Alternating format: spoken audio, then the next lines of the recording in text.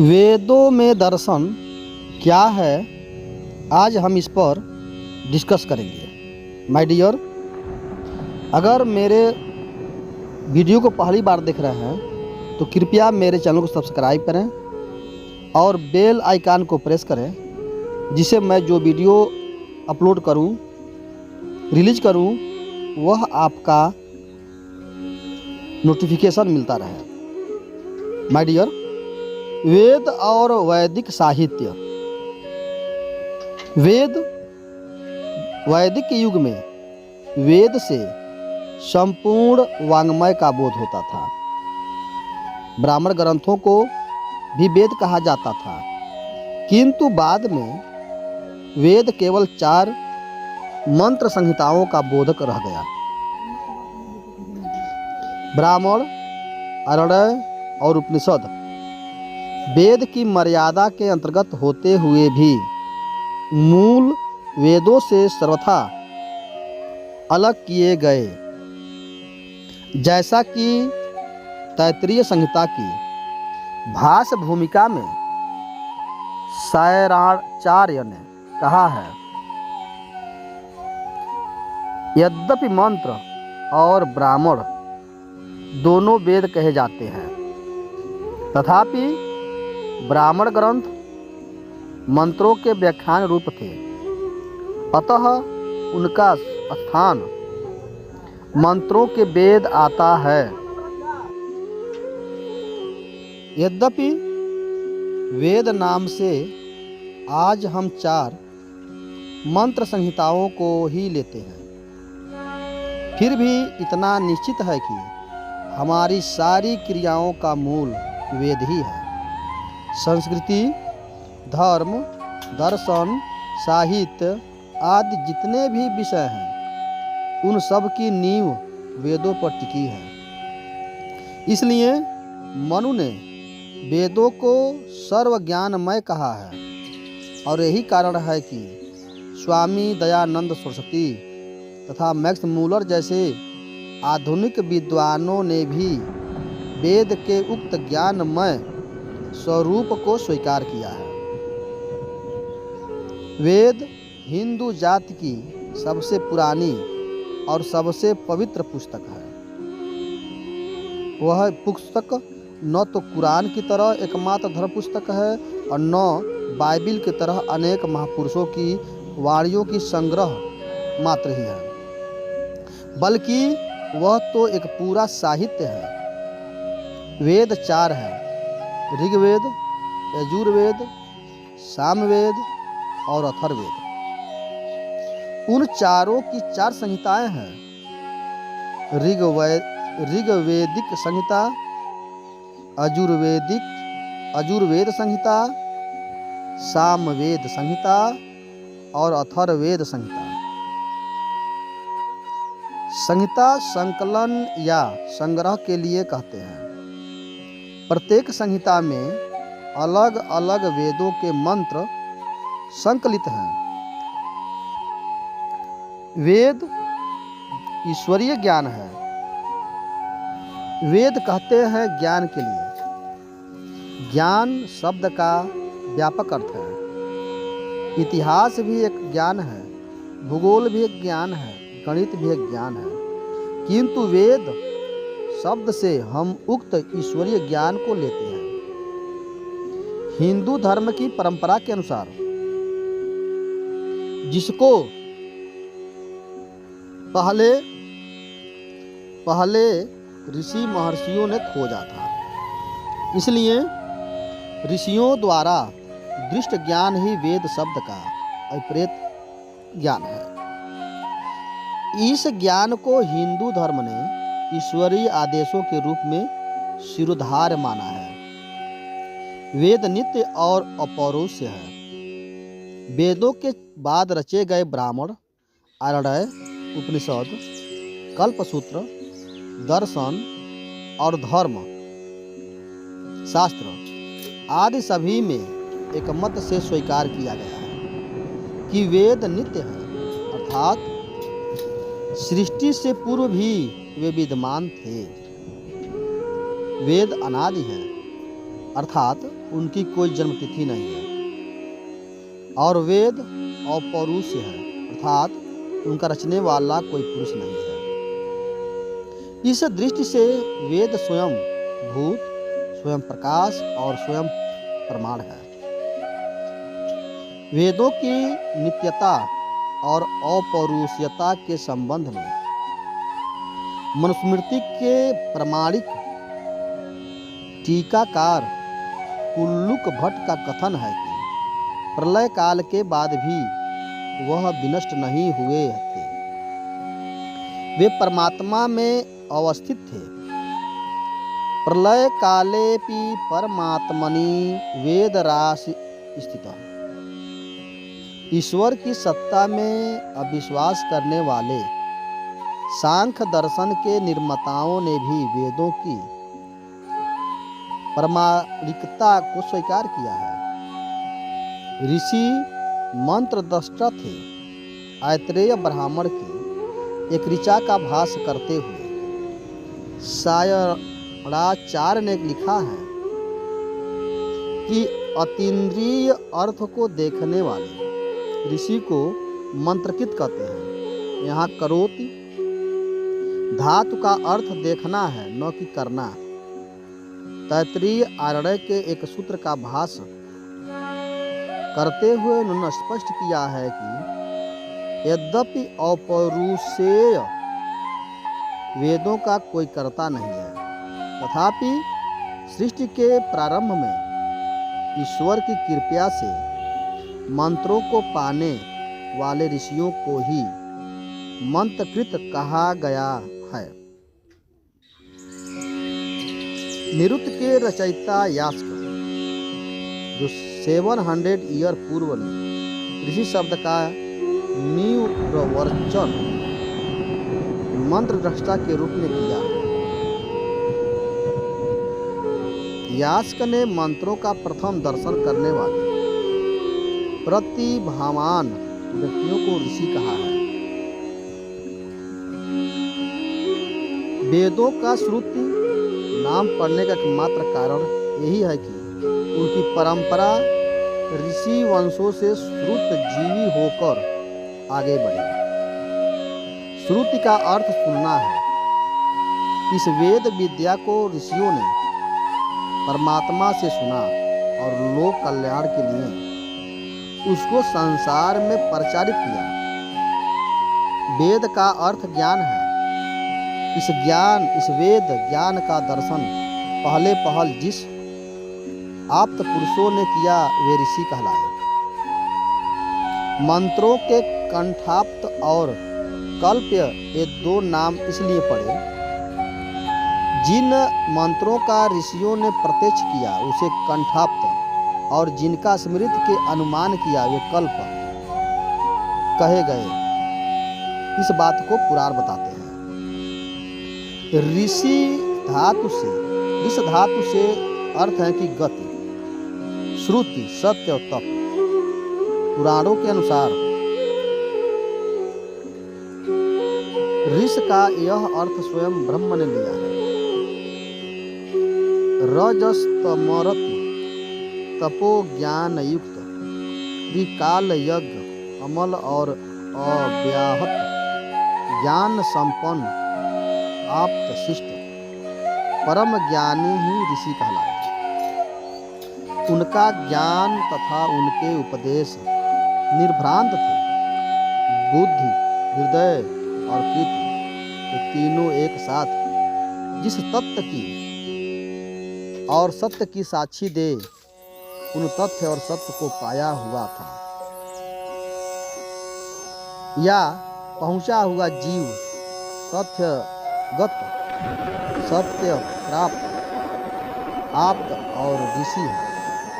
इन्हीं महाभाग प्रतिभावंत साक्षात्कृत धर्मी ऋषियों ने वेद मंत्रों का ज्ञान प्राप्त कर दूसरे काल के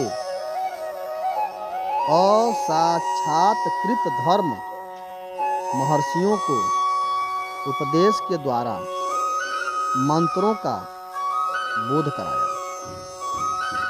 उपदेश ग्रहण करने में असमर्थ क्षीण शक्ति वाले दूसरे ज्ञानेश्चु लोगों के लिए विद्वानों ने निघष्टु तथा वेदांगों को ग्रंथ रूप में निबद्ध किया। इस प्रकार के ऋषियों का 7 श्रेणी थी, जिनके नाम थे ब्रह्मर्षि जैसा वशिष्ठ आदि, देवर्षि जैसे कर्ण आदि, महर्षि जैसे व्यास आदि, परमर्षि जैसे भेल आदि, कांडरकी जैसे जैमिनी आदि, श्रुतर्षि जैसे सुश्रुत और राजश्री जैसे ऋतुपर्ण आदि। वैदिक साहित्य वेद के 4 संहिताएं और वैदिक साहित्य में से ब्राह्मण ग्रंथ, आरण्य, उपनिषद, सूत ग्रंथ और 6 वेदांग लिए जाते हैं। ब्राह्मण ग्रंथ प्रधानतः कर्मकांड विषयक है, किंतु उनमें प्राचीन ऋषि वंशों की कथाएं और जगत संबंधी विचार भी वर्णित हैं। आरण्य वस्तुतः ब्राह्मण ग्रंथों के ही अंश है। ब्राह्मण ग्रंथों में गृहस्थ आश्रम संबंधी कर्मों का प्रतिपादन और आरण्यों में वानप्रस्थ जीवन के कर्मों का विधान है। आरण्यकों में दर्शन संबंधी विचार भी है। उपनिषद ब्रह्म विद्या के प्रतिपादक ग्रंथ है। सूक्त ग्रंथों में वैदिक यज्ञों का विधान वर्णित है। शिक्षा, कल्प, व्याकरण, ऋतु, छंद और ज्योतिष ये 6 वेदांग हैं। वेदों के दार्शनिक विचार। वेदों का उद्देश्य वस्तुतः दार्शनिक विचारों का प्रतिपादन करना नहीं था। वे धर्म के सर्वोच्च ग्रंथ हैं, किंतु उनका उद्देश्य केवल धर्म का निरूपण करना भी नहीं है। वस्तुतः वह एक संपूर्ण वाङ्मय है। परवर्ती विचारकों ने अपनी रुचियों के अनुसार वेदों से मूल भावनाओं को लेकर उनका विकास किया। कर्म, उपासना और ज्ञान वेदों में निहित इन मूल भावनाओं का विकास हम क्रमशः ब्राह्मण ग्रंथों, आरण्यकों और उपनिषदों में पाते हैं। इन्हीं 3 भावनाओं के व्यापक रूप खडदर्शन है। खडदर्शन के में जिन विचारों की संख्या हुई है, उनको दृष्टि में रखकर हम वेदों में दार्शनिक विचारों का अन्वेषण करें तो हमें लगता है कि वेदों के ऋषियों ने जिस सर्वोपरि अदृष्ट शक्ति का चिंतन किया है, वही दर्शनों की प्रेरणा, उद्गम तथा केंद्र है। अदृष्ट शक्ति। वेदों के ऋषि विचार प्रधान थे। इस जगत के मूल में उन्होंने एक अदृष्ट शक्ति को स्वीकार किया था, जिसको उन्होंने प्रकृति नाम दिया। इस कारण रूप अदृष्ट प्रकृति के रहस्यों, शक्तियों को जानने के लिए उन्होंने तप और योग का आश्रय लिया। इस अदृष्ट शक्ति के अस्तित्व पर विश्वास करने के लिए वैदिक ऋषियों के सम्मुख कुछ मौलिक समस्याएं थी। उन्होंने अनुभव किया कि यह समस्त जगत की प्रपंच वास्तव में जैसा दिखाई दे रहा है वैसा है नहीं। उसका अंत अत्यंत दुखमय है। इस दुखमय अंत का कारण जानने के लिए उन्होंने यत्न किया और अनुभव किया कि इस दुख को परम सुख में बदला जा सके। इस परम सुख को खोज निकालने के लिए उन्होंने देवताओं की प्रार्थना की और विशिष्ट उपासनाओं के द्वारा उन्हें प्रसन्न किया। उनके समक्ष देवता ही एकमात्र ऐसे कृपालु थे जो प्रसन्न होने पर भी उपासक को अच्छे मार्ग का निर्देश करते थे। इस प्रकार ऋषियों ने देवताओं के अनुग्रह से ज्ञान अज्ञान दुख सुख नित्य अनित्य और लोक प्रलोक के रहस्यों कारणों और विचारों को खोज निकाला। उन्होंने अंतिम निष्कर्ष निकाला कि जीवात्मा और परमात्मा की एकता से ही परम श्रेय की उपलब्धि हो सकती है। यह परम श्रेय ही वस्तुतः अष्ट शक्ति थी, अदृश्य शक्ति थी, जो कि परमात्मा या विश्वात्मा का नित्य सहचर थी। प्रकृति के रहस्यों से आतंकित ऋषियों का उद्देश्य वस्तुतः इसी परम श्रेय की उपलब्धि के लिए था। चिंतन प्रधान ऋषियों के द्वारा प्राप्त यह परम श्रेय ही वेदों का ज्ञान कांड और वेदांत का अद्वैतवाद है। देवता विश्व प्रकृति जड़ प्रवाह नहीं बल्कि एक धर्म विधान है। इस विधान के द्वारा प्रकृति नियम शासित होते हैं, उसी का नाम अर्ध धर्म विधान है।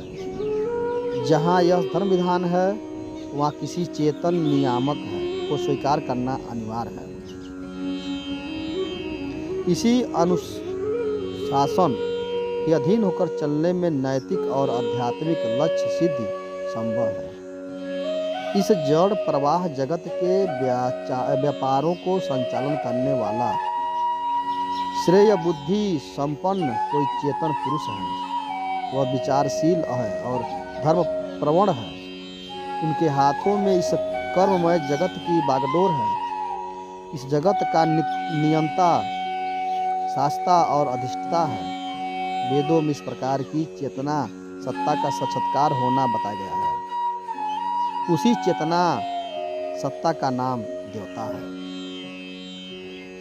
बहुदेवतावाद वेदों में एकेश्वरवाद और देवतावाद दोनों प्रकार के विचारों को देखने को मिलते हैं। हमने ऊपर निर्देश दिया कि वेदों की ऋषि की एक कारण रूप अदृष्ट शक्ति के उपासक थे। वेदों के देवता इसी एकमेव अदृष्ट शक्ति के विभिन्न रूप थे। महदेवानाम सूरत्वमेकम वे अलग और अनेक होते हुए भी निश्चित थे। उनके अलग अलग अधिष्ठान थे। अब आते हैं कर्म फल के प्रदाता। यह सृष्टि नाना नाम रूप कर्म व्यापारों का घर है। इसलिए उसका संचार करने वाले देवता भी अनेक हैं। इस जड़ जगत के मूल में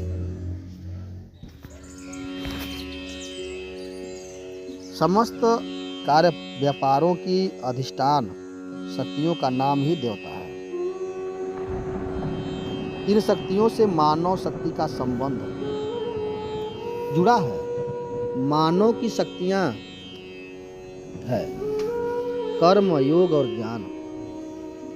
जगत के अधिष्ठान रूप देवताओं की शक्तियां अनंत हैं, असीम है, किंतु मानव शक्तियां ससीम और शांत हैं। अपनी अपनी शक्तियों द्वारा मनुष्य जिस सामर्थ्य एवं योग्यता से प्रवृत्त होता है तदन अनुसार ही उनको सुख दुख की फलोलब्धि प्राप्ति होती है। यद्यपि वेदों में देवताओं की आराधना केवल इसलिए की जाती है कि उनके नाम से हवि दी जाती है और इससे अधिक उनका महात्म नहीं माना गया है, किंतु वाद के कर्म प्रतिपादक ग्रंथों में मनुष्य के कर्मानुकूल फल देना देवता के अधीन बताया गया है। इसका यह भी आशय हुआ कि भोग वस्तुओं भोगायतन शरीर और भोगेंद्रिय शक्तियों का अधिष्ठाता देवता ही है। वही विश्व नियंता है। अतः अपने श्रेय, कल्याण और प्रेय सुख के लिए मनुष्य के लिए देवताओं को प्रसन्न करना आवश्यक है। देवताओं को प्रसन्न तभी किया जा सकता है जबकि निर्दिष्ट धर्म मार्ग का अनुसरण किया जाए, तभी मानव अनुकूल सुख को प्राप्त कर जीवन को सार्थक बना सकता है।